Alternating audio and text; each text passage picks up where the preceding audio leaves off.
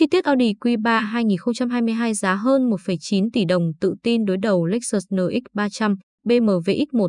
Chiếc Audi Q3 2022 mới ra mắt chính hãng tại Việt Nam đã lập tức gây sự chú ý đặc biệt bởi vẻ ngoài cuốn hút, không gian rộng rãi bội phần nhưng lại đi kèm những tiện nghi cổ lỗ sĩ không tương xứng với giá bán hơn 1,9 tỷ đồng.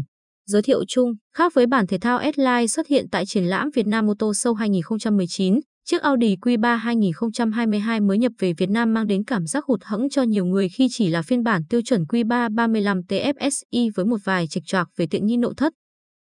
Tuy vậy, diện mạo thể thao và cá tính kế thừa từ đàn anh Q8 cùng với không gian rộng rãi và hiện đại hơn hẳn giúp cho chiếc SUV hạng sang cỡ nhỏ trở nên mãn nhãn và quyến rũ hơn, ngay cả với phái đẹp. Với giá bán hơn 1,9 tỷ đồng, Audi Q3 2022 sẽ là đối thủ cạnh tranh của Lexus NX300, BMW X1, Mercedes GLA, Volvo XC40, Land Rover Range Rover Evoque, Jaguar E-Pace. Diện mạo to lớn hơn, năng động hơn. So với thế hệ tiền nhiệm, Audi Q3 35 TFSI 2022 dài hơn 96,5 mm, rộng hơn 25 mm và thấp hơn 23 mm, có kích thước tổng thể tương ứng, dài nhân rộng nhân cao, lần lượt là 4.484 x 1.856 x 1.616 mm, chiều dài cơ sở 2.680 mm, phong thái thể thao và năng động hơn nhiều. Đầu xe.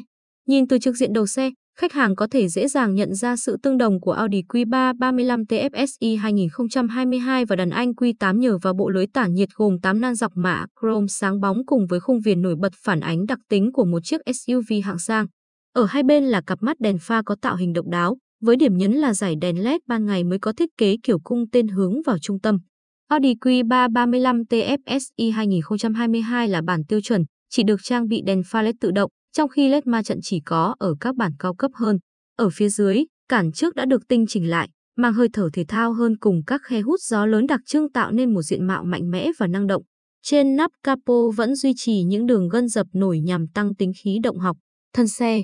Nhìn từ hai bên hông xe, Audi Q3 35 TFSI 2022 toát lên vẻ cơ bắp đặc trưng của dòng SUV khi có vòm bánh mở rộng và được tạo điểm nhấn bằng những đường vòng cung độc đáo, kết hợp bộ mâm hợp kim 18 inch, thiết kế 5 chấu hình chữ Y màu bạc cá tính. Hai bên sườn xe sở hữu những đường gờ nổi liền mạch xuất phát từ đầu và đuôi xe và lài nhẹ xuống ở hai cánh cửa. Thiết kế này tạo cảm giác cho Audi Q3 35 TFSI 2022 như đang chuyển động ngay cả khi đứng yên. Các chi tiết như tay nắm cửa và gương chiếu hậu ngoài đều có cùng màu với thân xe, tạo nên sự đồng bộ trong thiết kế tổng thể. Gương chiếu hậu ngoài của Audi Q3 35 TFSI 2022 bố trí tách rời khỏi cột A hạn chế tối đa điểm mù, đi kèm là tính năng gập, chỉnh điện và sưởi tiện lợi. Đuôi xe. Phần đuôi xe nổi bật với cụm đèn hậu LED có đồ họa tương tự như cụm đèn trước, tích hợp đèn báo rẽ hiệu ứng động.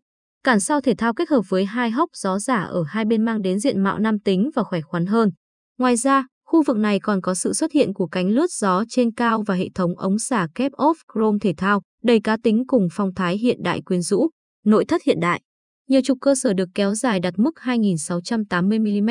Xe Audi Q3 2022 35 TFSI sở hữu không gian nội thất rộng rãi.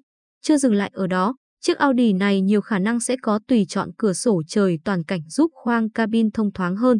Mẫu xe Audi Q3 2022 sử dụng chất liệu cao cấp cho ghế ngồi và bảng điều khiển trong khi ốp cửa và cần số lại không sang trọng bằng. Bù lại, đèn viền nội thất có đến 30 tùy chọn màu sắc cho phép người dùng thỏa thích lựa chọn. Khoang lái. So với bản tiền nhiệm, khoang lái của Audi Q3 35 TFSI 2022 đã được thiết kế lại hiện đại và tối giản hơn, nổi bật với màn hình giải trí trung tâm dạng cảm ứng 8.8 inch có độ hiển thị sắc nét và có bố trí hướng về phía người lái. Hàng ghế trước đã hỗ trợ chỉnh điện. Bản trưng bày tại triển lãm 2019 chỉ có chỉnh cơ đây là một nâng cấp được đánh giá cao, có chức năng tùy chỉnh độ cao, hỗ trợ bơm lưng ghế 4 chiều, có tựa đầu và tựa tay trung tâm, khoảng để chân khá thoáng với con số 101 cm. Đối diện với ghế lái là vô lăng 3 chấu bọc da có thiết kế đáy phẳng, đa chức năng, tích hợp lẫy chuyển số giúp kích thích cảm giác cầm lái. Phía sau là cụm đồng hồ kỹ thuật số kích thước 10,3 inch thể hiện thông số vô cùng trực quan và còn có thể sử dụng để thay đổi cấu hình vận hành theo yêu cầu. Khoang lái thực sự sẽ mang đến cảm xúc trọn vẹn cho người dùng nếu như không có một vài hạt sạn. Chìa khóa cơ một trang bị khó có thể chấp nhận trên mẫu xe tiền tỷ và thiếu trải nghiệm buồng lái ảo, Virtual Cockpit, rất được mong đợi, thay vào đó là hai màn hình kỹ thuật số. Khoang hành khách. Toàn bộ ghế ngồi trên chiếc xe Audi này đều được bọc da cao cấp đem lại cảm giác êm ái cho người ngồi, có thể ngả ra sau và gập lưng ghế giữa để sử dụng tựa tay trung tâm có đế giữ cốc khá tiện nghi. Dù khoảng để chân là 91 cm và có thể tiến lùi linh hoạt, tuy nhiên ngay cả khi lùi hết cỡ, cảm giác vẫn khá hẹp khi ngồi đủ 3 người lớn.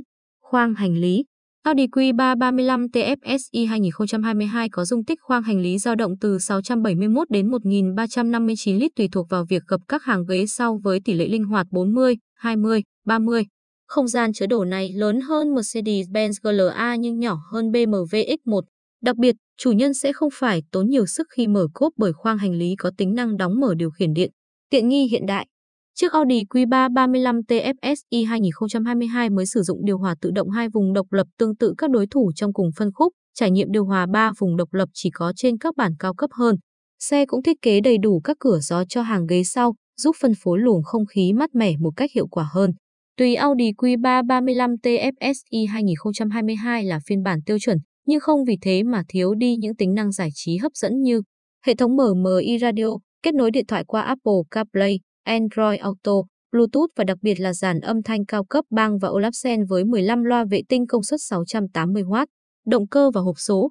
Linh hồn của Audi Q3 2022 35 TFSI là khối động cơ xăng dung tích 1.4 lít, 4 xi lanh thẳng hàng, có thể tạo ra công suất tối đa 150 mã lực và mô men xoắn cực đại 250 Nm.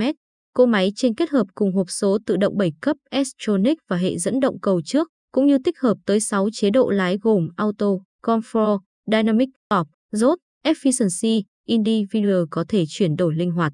Có thể thấy cấu hình vận hành của Audi Q3 35 TFSI 2022 đã mang đến nhiều cảm xúc hụt hẫng cho giới xe cộ. Thay vì kiểu truyền động 4 bánh qua cho như bản trưng bày trước đó, thì lại sử dụng hệ dẫn động cầu trước khá hiền hòa. Hy vọng trong thời gian sắp tới Audi Việt Nam sẽ tiếp tục tung ra các biến thể cao cấp và chiến hơn để người dùng có thêm sự lựa chọn như mong đợi. Chú trọng cảm giác lái. Theo công bố từ nhà sản xuất, Audi Q3 35 TFSI 2022 mất 9.2 giây để tăng tốc từ 0 đến 100 km/h trước khi đạt tốc độ tối đa 207 km/h. Đây không phải là một con số dễ dàng thỏa mãn những tay chơi tốc độ, và có thể thấy mẫu xe này phần nào đó khá hiền và phù hợp với cung đường đô thị. Đáng chú ý là mức tiêu hao nhiên liệu trung bình vào khoảng 5.9 lít trên 100 km đường hỗn hợp. Con số sẽ làm nhiều người bớt toát mồ hôi mỗi đợt xăng tăng giá. Nhờ sử dụng hệ thống không gầm MQB mới nên trọng lượng xe cũng nhẹ hơn hẳn. Bên cạnh đó, Audi Q3 35 TFSI 2022 còn được trang bị hệ thống kiểm soát giảm chấn tự động nên cảm giác lái sẽ êm ái hơn, ghi điểm tuyệt đối với các khách hàng nữ giới. Trang bị an toàn tận răng. Danh sách các trang bị an toàn trên Audi Q3 35 TFSI 2022 không hề lép vế trước bất kỳ đối thủ nào cùng phân khúc. Nổi bật trong số tính năng phải kể đến: hệ thống ga tự động, cảnh báo giới hạn tốc độ, cảnh báo áp suất lốp, khóa trung tâm, cảnh báo chống kéo xe, hệ thống cân bằng điện tử, Escape, hỗ trợ đổ dốc, hỗ trợ đỗ xe, camera 360. Kết luận: sở hữu nhiều thay đổi thiết kế và trang bị, có phần gây tranh cãi, Audi Q3 2022 được kỳ vọng sẽ đòi lại thị phần đã mất vào tay hai đối thủ đồng hương Mercedes GLA và BMW X1. Tuy nhiên, Q3 2022 vẫn có một số nhược điểm như vẫn còn dùng chìa khóa cơ và các ứng dụng cần tính thích nghi cao.